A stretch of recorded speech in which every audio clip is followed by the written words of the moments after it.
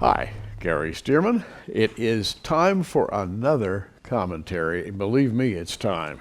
We're watching the events in the Middle East, as I am sure you are.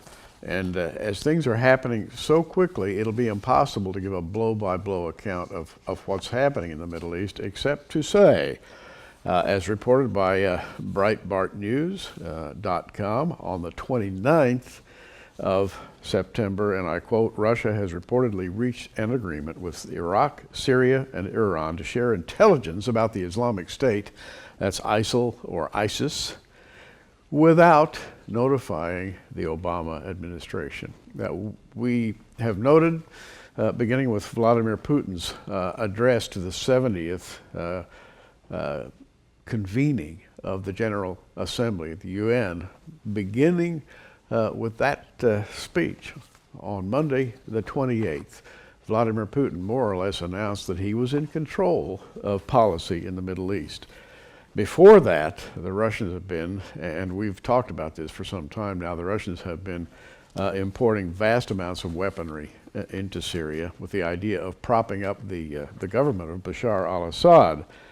But this idea of Russia having reached an agreement with Iraq, Syria, and Iran, sharing intelligence about the Islamic State without notifying the Obama administration, is a blockbuster. In essence, Russia has stepped into the number one position, warning the United States to stay out of the militarized area. Now, here's the fascinating thing. Late reports this morning tell us that instead of bombing ISIS and ISIL, Russian aircraft are actually bombing what are known as moderate Islamic factions in Iraq. These are the factions formerly supported by the United States of America. So at this point in time, no one can really tell you what's happening, what the back burner motives are. But we can tell you this, everybody's on full alert this morning. Our State Department, our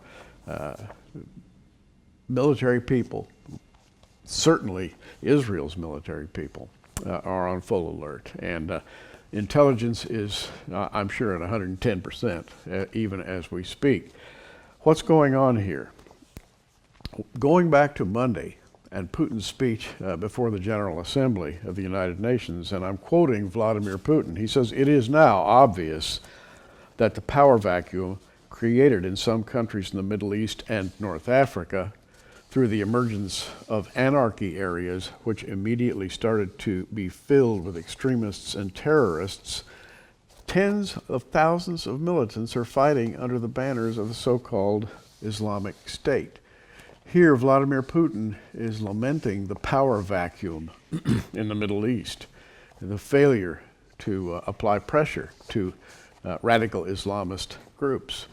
And he says tens of thousands of militants are fighting under the banners of the so-called Islamic State. Its ranks include former Iraqi servicemen who were thrown out onto the street after the invasion of Iraq in 2003. Many recruits also come from Libya, a country whose statehood was destroyed as a result of the gross violation of the United Nations Security Council resolution in 1973.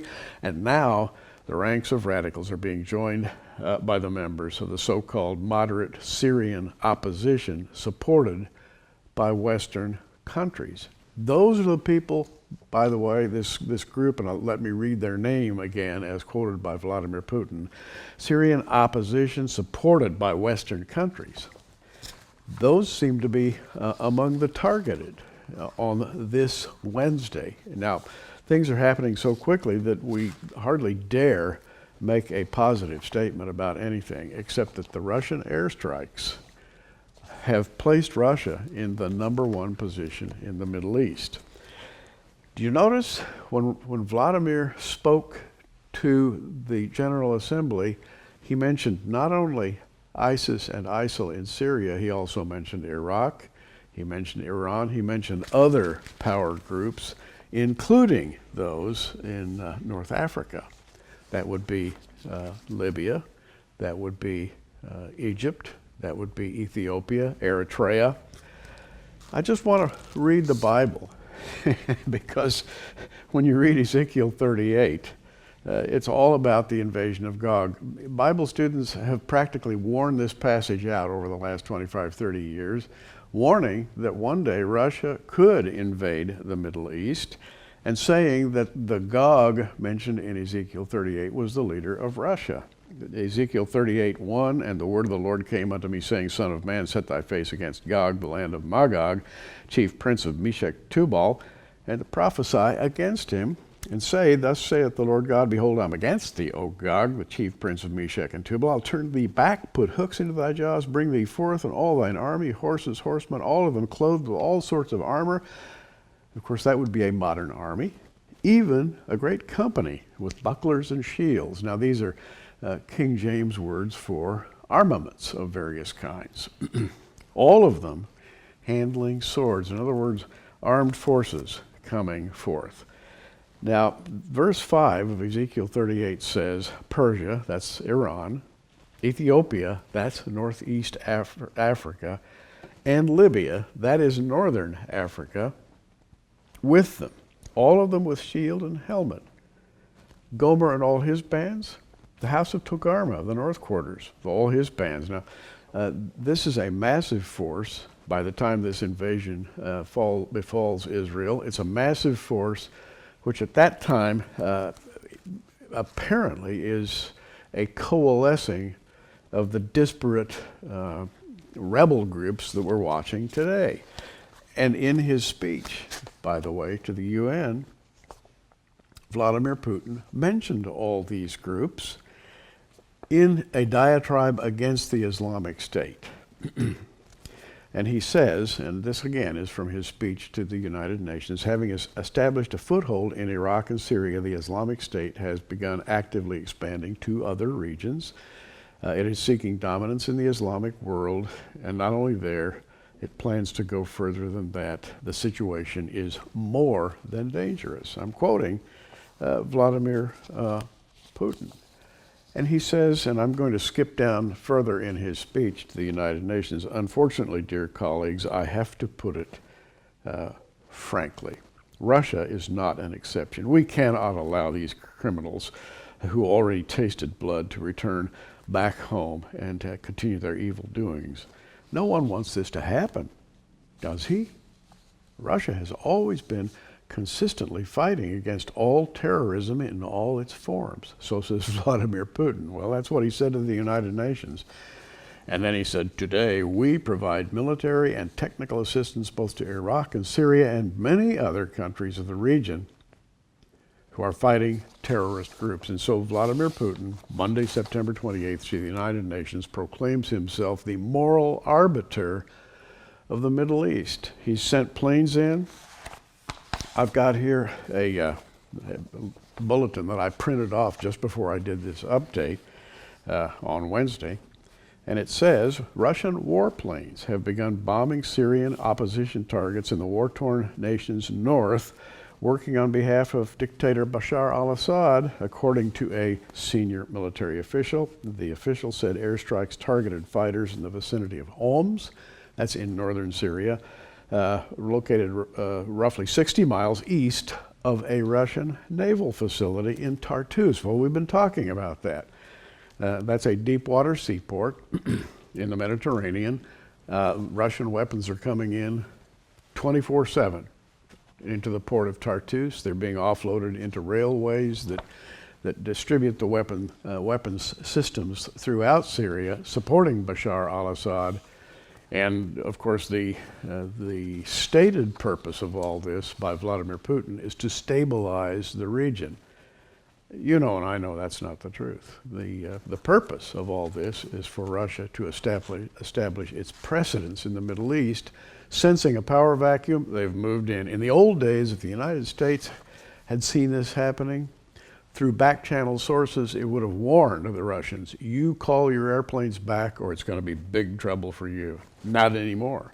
The Russians move with impunity. They're doing it quickly.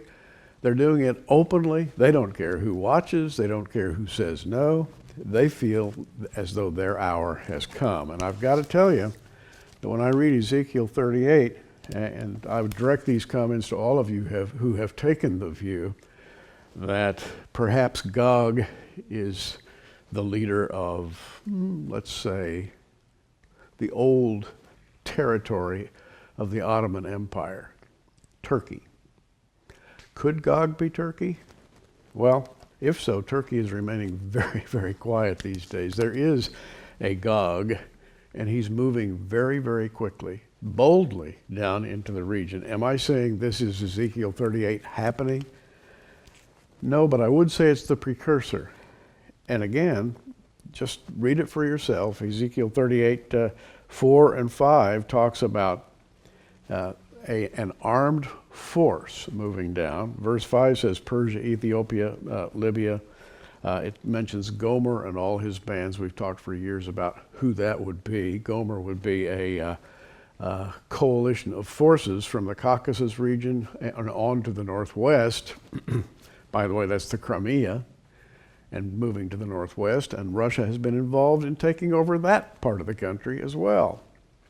And so you have Gomer, all his bands, the house of Togarmah of the north quarters, that would be Turkey, and the territory going to the north and west of Turkey, and all of his bands and many people with thee. Be thou prepared, and prepare for thyself, thou and all thy company that are assembled unto thee, and be thou a guard unto them.